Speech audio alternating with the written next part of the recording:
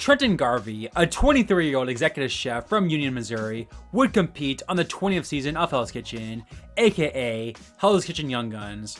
While Trenton may not be a super notable winner, he did something that only one other man was able to do in the teen seasons of the show, and that was actually win Hell's Kitchen.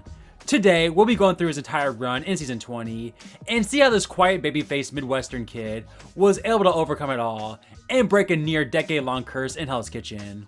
Be sure to hit the subscribe and like button to support these story videos, and with that, here is the story of Trenton Garvey. Bloody hell, here I go again.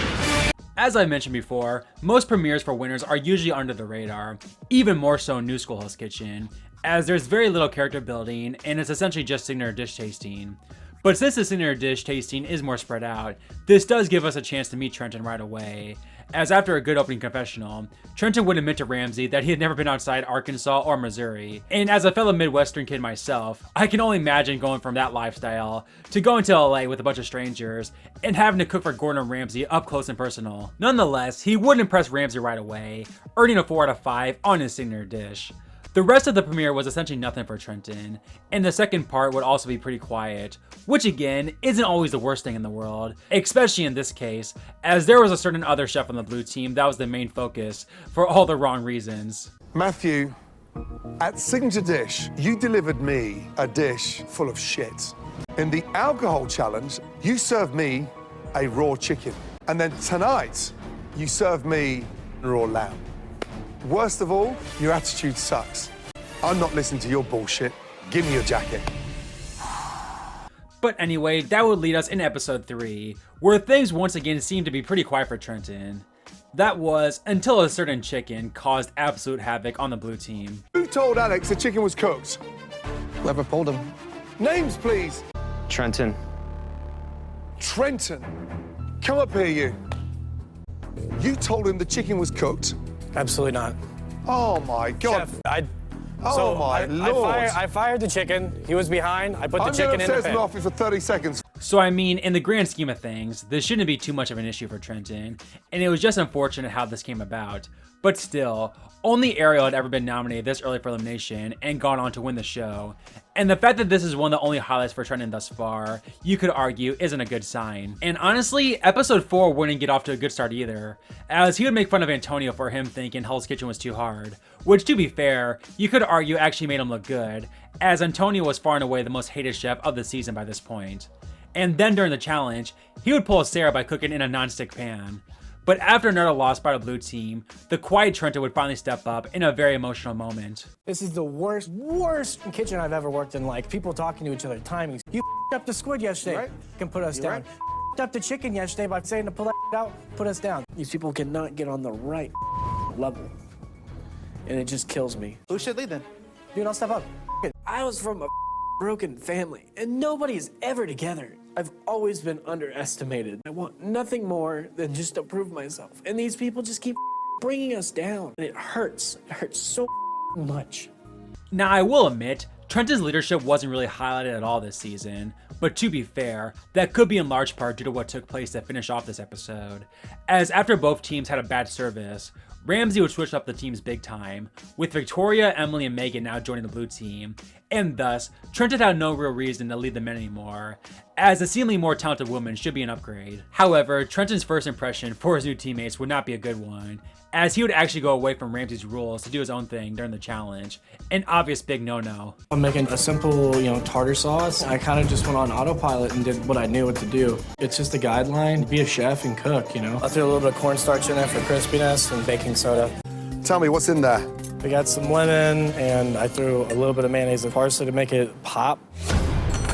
You're trying to make my recipes pop. Are you saying the dough? No, chef. Turn around, please. It's not on there, chef.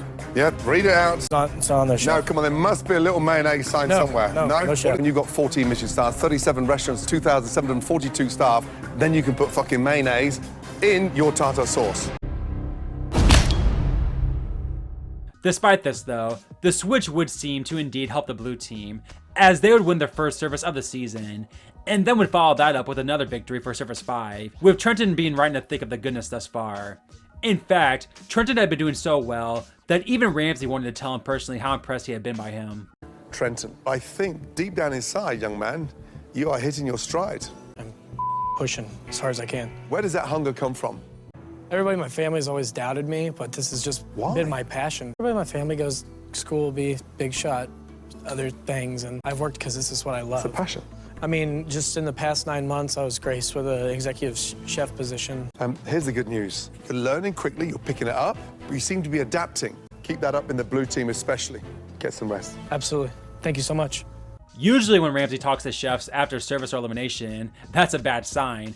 But Trenton had impressed Ramsey so much that he couldn't even wait till the next day to tell him that. While Trenton had been pretty quiet up until this point, and still not a favorite to win, this was a massive reminder to the audience not to forget about him. However, during service, he would make his first dinner service mistake of the season, but that was mostly due to Kevin's awful communication and awful night in general, which actually led to him getting ejected. That would bring us into episode 8, which would be the ever so scary Cook for Your Life challenge. And again, doing these story videos after Anthony's elimination in Head Chefs Only really puts in perspective how easy it is to go from a potential winner contender to not even making it to the top 10.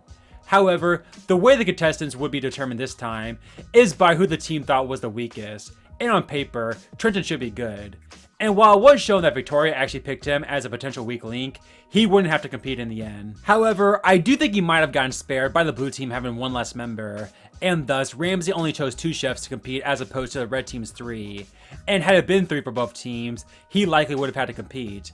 And hey, while you would like to think he would have been fine, man, what a potential butterfly effect that could have been in his life. But anyway, we're on to the top 10 now. And it's important to note that while Trenton is an absolute contender, most people I feel would think at this point that Steve is without question the favorite to win, with Megan being number 2 as she had been a bit more consistent and had more standout moments than Trenton. But the playing field would completely change starting with this episode, as this was the ever so important charity night service. As we know, important for all chefs, but especially for the quiet Trenton. And this is a massive chance for him to improve, especially since so many chefs struggled this service, and what was probably the worst charity night service ever. Let's see how Trenton does. 6 minutes on asparagus, okay? Yep. 6 minutes, heard. You're gonna help me plate, okay? Gotcha. Yeah. I am driving my team. Make sure you keep basting those. I want those to be medium rare, guys. Come on. Yep. How far are you, Josie? 4 minutes, Trenton. 4 minutes? Yep. I need 6 minutes, guys. Heard. This one feels a little under. What do you think? Can you feel?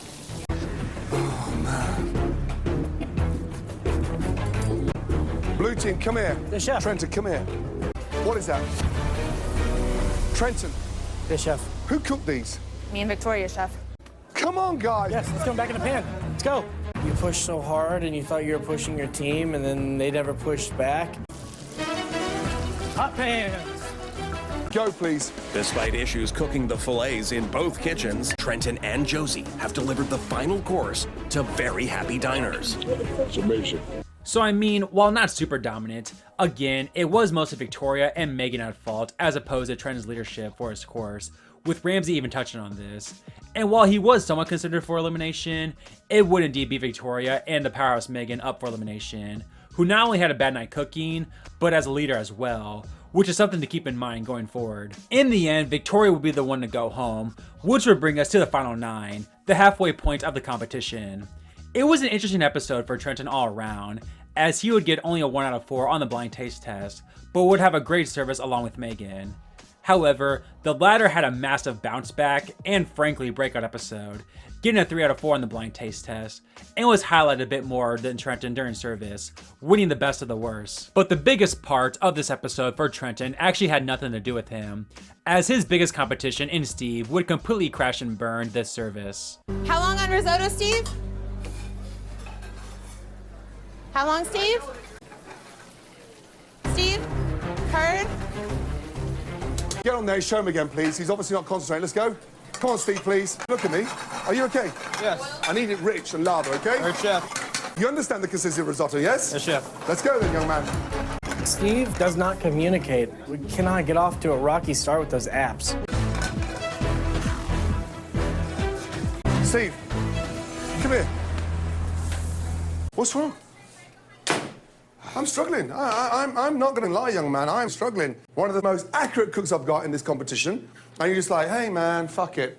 I hate to focus so much on other chefs for a Trenton story video, but again, on paper you would think that Trenton is simply getting outshined by Megan and Steve.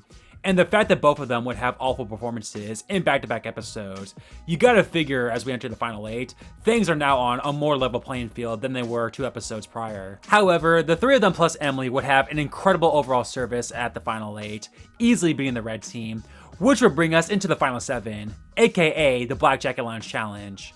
Obviously, there was no way out for Trenton this time, as he was gonna have to earn his black jacket. However, Trenton wouldn't just earn a black jacket by squeaking his way in. He would literally have the best dish out of this talented final 7, being the first one to earn that prestigious black jacket. Puree looks nice and smooth. How's that taste? I like it very much. I Yeah. like the consistency of it. Wow. It tastes delicious. It's very good. Yeah. Good start. Very good start. Thank you. Thank you, chef. The first chef joining that elite club is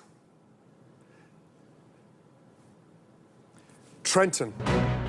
Oh my God. This is a fucking incredible experience to have persevered and pushed this far. Well done, young man. First recipient of the black jacket. Welcome to the elite club. Good job. Oh my goodness. Holy shit. Amazing, huh? Oh yeah. You deserved it, buddy. Enjoy. Thank you so Relax. What a dominant ride it had been for Trenton to earn that black jacket. As well, yeah, he wasn't really highlighted or that team leader we thought he might have been after his speech. He had been a damn good challenge performer, can handle himself as a leader, and had made virtually no dinner service mistakes all season. But of course, the black jackets are a whole different ballgame, especially with how talented this black jacket brigade is. However, once again, Trenton would stand out from them all, as in his first individual challenge, he would not only impress Ramsey, but his Instagram followers as well, which is unironically a big deal in this day and age, winning the challenge. His first black jacket service, however, was arguably his worst of the season, but even then, it was mostly just bad communication on Garnish. But nonetheless, any little mistake at this point, especially when it comes to communication, can be deadly. In the end though, Trenton would avoid nomination, and it would instead be Bryn and Steve, with the latter getting eliminated. And while this hurt the souls of the fans watching, in Trenton's case, this is likely best case scenario, as Steve had been a fan favorite and dominant chef for essentially the entire season. And now the last and biggest male competition is out of the way. And now, it's all up to Trenton to break the string of female winners. But of course, all that matters now as we head into the final 4 is the pass run. And again, while Trenton had proven capable as a leader, he was certainly no Scott Cummings, and arguably has the most to prove here. And safe to say, this would be quite the interesting pass run for Trenton. 5 minutes on risotto. How long on 2 salmon? 2 salmon, about 3 minutes, Trent. Third. Good. Tartar up. Taste that tartar, please. And salt. Worse than that. What is that? Begins with T. U. T-U-N. I'm talking to you. Yes. Trent. T-U-N-A. T-U-N-A. Tuna. Tuna. Fucking hell. T-U-N-A. Tuna. Fuck that one up. But now you bounce back. You don't put your head in the sand. Yes, chef. Hey, understood? Understood, chef. Fire! Entrees, 2 salmon, 2 Wellington, 2 lamb. Heard? Heard. How far on that salmon? I need 4 for salmon. Skin's burnt. Yes. That's burnt. Heard You gotta that? refire that. That's fucking burnt. Well spotted, Trenton. I need And- 4. and tell me in fucking real time. I need 4 minutes. 4 heard. Chef, I can tell you these are raw before I even cut into this. Well, you slice them first. We'll double check. Yeah, pink? raw. No, that's not raw, young man. Is that? No, it's dark. It's not lamb. Venison, chef. That's right. Ain't right. Well spotted. Right, look at me. Eyes wide open. Tough, yes? Chef. Good job. So I mean, as a leader, Trenton did damn well, and really grew out of his potential shell. But yeah, there's no other way around that tuna mistake. One of the worst mistakes from a Hell's Kitchen winner ever, and arguably the biggest brain farts in Hell's Kitchen history. But luckily, due to his strong overall leadership and performance in general, Ramsey was able to overlook this, and Trenton would make it to the final 3. Now the biggest question people have is if Trenton would have made it to the finale had it been a final 2 as opposed to a final 3. And honestly, I truly don't think he would. Now granted, he was the second one to earn a spot in that finale, and Kaya, the last one to make it, broke down during service, similar to Bryn, which got her sent home. I don't know, just saying that sentence out loud actually makes me believe that Trenton would have been safe. But again, I think it's safe to say there's a damn good chance that Trenton's life would have been a whole lot different had it indeed been a final 2. But hey, that's New School Hell's Kitchen for you. And of course that means in order to get into the final 2, you gotta impress 5 esteemed, albeit very random food judges. And Trenton would impress the judges and then some. having arguably the best Final 3 performance in Hell's Kitchen history. Trenton, please pass me your dish down and explain to the chef, thank you. I have a compressed watermelon salad, frisee, and pickled watermelon rind salad on the side. Stunning dish. I loved a little bit of nut crunch. You totally got flavor into the melon. I love the idea of the pickled jalapeno and the shallots. Chef. How's that trout cooked? I wish we had a piece for everybody here sitting here, because Great flavors from the steak. The sauce has a nice sweetness to it, so there's a great combination. I think it's a really great dish. It's really bright, really acidic. Trenton is going to get a 9. A 9. The first person in the finale, Trenton. Well done. Say what you will about Trenton's endgame, but man, what a freaking amazing performance that would be to officially earn himself a spot in the final 2. For getting the highest score, he would also get the first pick, with that being the eliminated Kaya, with his team in the end consisting of Antonio, Bryn, and Sam. So it all comes down to this. In one of the closest finales ever, Trenton is one good service away from having a little storybook dream come true, as a small town boy can open doors that he likely never thought was possible. Let's see how he does in the grandest stage of them all. Antonio, yes, chef. It's not cooked. It's not salted enough. We're already starting off on a bad foot, but we gotta fucking bounce back from it. You're gonna have fucking bad brigades, and you're gonna have to coach them. You taste it? Yeah. Beautifully seasoned. Hey, come on, guys. Get up here. Get up here. Everybody, right now. Chicken, it's a little bit fucking under. Okay. 30 more seconds in the oven. 30 Please, more seconds. Please. Yep. I think it's still under. That's under. That's absolutely under. This is absolutely fucking ridiculous. Everything all night's been a complete struggle. We've been cooking meat this entire time. Like, why do we fuck me over so hard? This is me pushing myself, and I am ready to push through to the very end. It's even better now that we're here. I never made them like this for him when he was a kid. I don't know where he got it from. So a damn good performance, as Trenton truly has stepped it up in the endgame leadership-wise. But again, Megan had done well, and for that matter, was the best in the previous leadership run as well.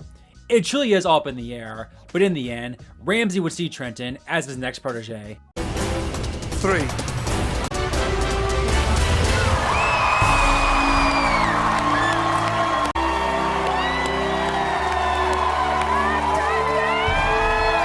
I don't even know what to say. Oh my God. I've worked and I've worked and I've wanted to push myself and be more and more every single day. I can't believe the door opened. So Trenton is such a unique winner in the show's history, as you could argue he's one of the quietest winners ever, and easily the quietest male winner, making it all that more ironic he would be the one to break the woman winning streak. And it just goes to show that you don't need to be flashy, but be a damn good chef, and Trenton was that and then some, making essentially 2 or 3 minor mistakes all season on the line. It was an overall damn good challenge performer, despite some bumps here and there, highlighted by some all-time great elimination challenge dishes in the endgame. But again, there are some negatives, as had someone like Steve or Kaya been a bit more confident, they likely would have won this season. Hell, some people think Megan was the best chef this season, and I truly wonder if her awful charity night performance might have been the tiebreaker in Trenton's favor. Not to mention that he had one of the biggest cringe moments ever with the tuna incident, a moment that could have literally gotten eliminated in an earlier Hell's Kitchen season. But despite these potential what-ifs, there's a reason why I and most HK fans consider Trenton a top 10 winner in the show's history, and a fitting chef to break a near decade-long streak of female winners. So there you have it, guys, the story of Trenton Garvey in Hell's Kitchen Young Guns.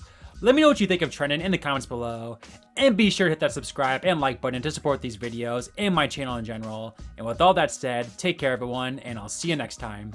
Get out of there.